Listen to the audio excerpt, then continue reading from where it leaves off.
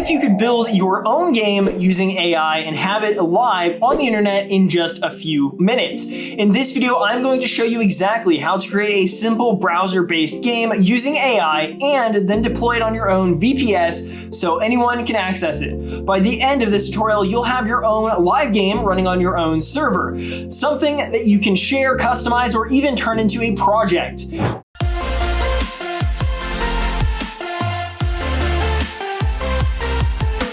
What's up everyone, it is Christian from RackNerd TV. Today's tutorial is going to be a fun one, especially if you are just getting started with AI and VPS hosting. We're going to combine both. First, we are going to use AI to generate a simple browser game in a single file.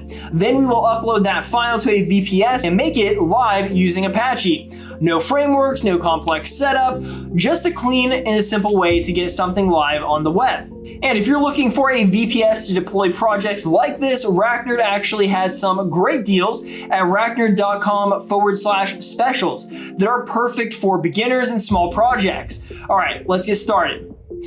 Now we're here on ChatGPT, go ahead and use this prompt. Create a simple browser-based game using HTML, CSS, and JavaScript in a single file called index.html. Make it interactive, for example, a clicker game, snake game, or dodge game. It should run entirely in the browser with no backend required. Keep the design clean and visually appealing. Now, once the AI generates the actual code, go ahead and copy everything, open your text editor on your computer and paste in the code. Then save the file as index.html. Make sure that it is exactly named index.html and not a text file. Now double click the file and open it in your browser. At this stage, you want to make sure that the game actually works. Try interacting with it, clicking around, and confirm everything is running properly before uploading it to your server. Now that we have a working game, let's move to deploying it on a VPS.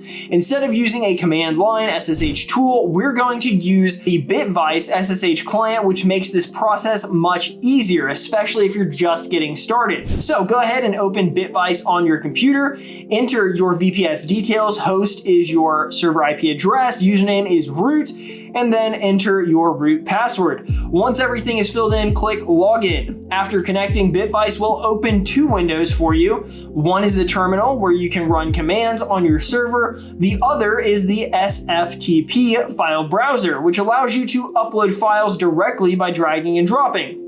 Now inside of a terminal, we're going to install Apache. Run these commands.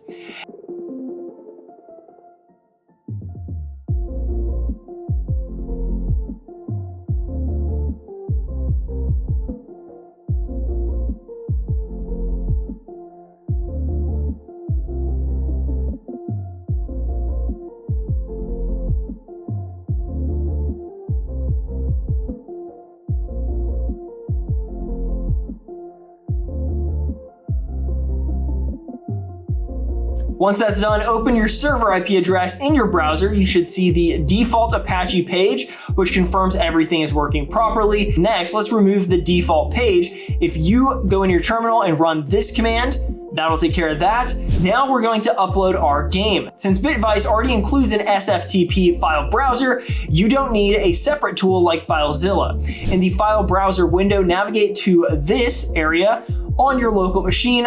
Locate your index.html file, simply drag and drop it into that location, the folder on your server. Once the upload is complete, go back to the browser and refresh your server IP. You should now see your game is live. That means that your game is now hosted on a VPS and accessible from anywhere. From here, if you want to make it more polished, you can point a domain name to your server by updating your domain's A record to your VPS IP address.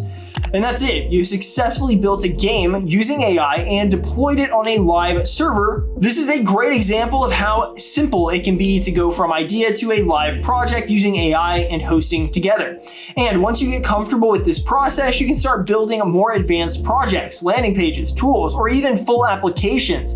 If you're looking for a reliable VPS to host your projects, make sure to check out racknerd.com/specials for some great deals. And if this video helped you out, don't forget to subscribe to RackNerd TV for more tutorials just like this one. Thank you for watching. I'll see you in the next video.